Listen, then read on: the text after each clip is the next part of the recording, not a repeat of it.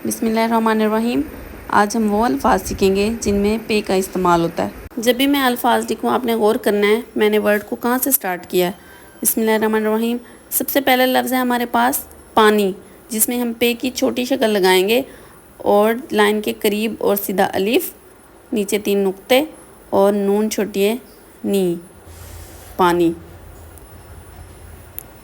आप देखें कि पे को मैंने बिल्कुल लाइन के करीब स्टार्ट किया है और अलिफ को थोड़ा स्ट्रेट बनाना है और नून के साथ छोटी है, नून को थोड़ा ऊंचा शुरू किया है ताकि छोटी की जगह बने। अगला हमारे पास लफ्ज़ है पकवान।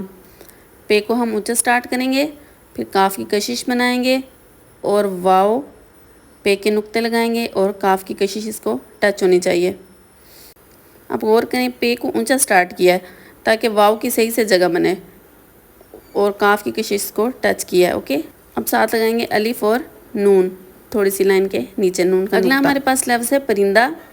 पे को ऊंचा स्टार्ट करेंगे और रे को थोड़ा लाइन के नीचे, पे के नुक्ते, नून को ऊंचा स्टार्ट करेंगे, दाल लाइन को टच हो और हे परिंदा। नून का गैप देखें और दाल को देखें, ठीक है।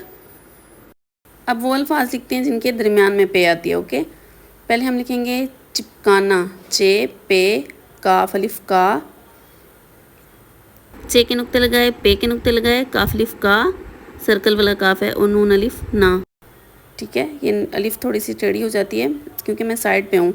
नेक्स्ट है लपेट। इसमें हमने लाम बनाई है, पे का शोशा बनाया है, ये का बनाया है और टे की पूरी शक्ल बनाई है। ओके, लपेट। नेक्स्ट हमारे पास लफ्ज़ है निपटाना, नून पे टेलिफ्टा, निपटा नून अलिफ ना, निपटाना। अब इनके शोशे आप काउंट कर लें।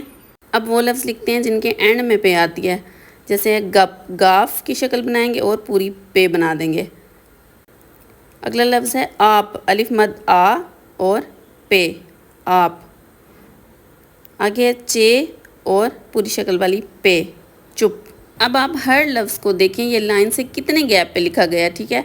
और नोटबुक पे आपने ऐसे प्रैक्टिस करनी है। पहली लाइन में हमने सीखा है कि पे स्टार्ट में अगर आए तो उसकी छोटी शक्ल में कैसे वर्ड होते हैं, अगर दरमियान में पे आए तो देन हम कैसे लिखते हैं, और एंड में अगर पे आए तो उसको हमने कैसे बनाना है, ठीक है। इन तीनों लाइनों की आप नोटबुक पे प्रैक्टिस करें और एक वर्ड को आपने 20 टाइम लिखना है। ये है कंप्लीट हमारा वर्क। कल का आपका यही टास्क है, आपने करके आना है। ओके, नेक्स्ट लेक्चर में मिलते हैं नए लफ्ज़ के साथ।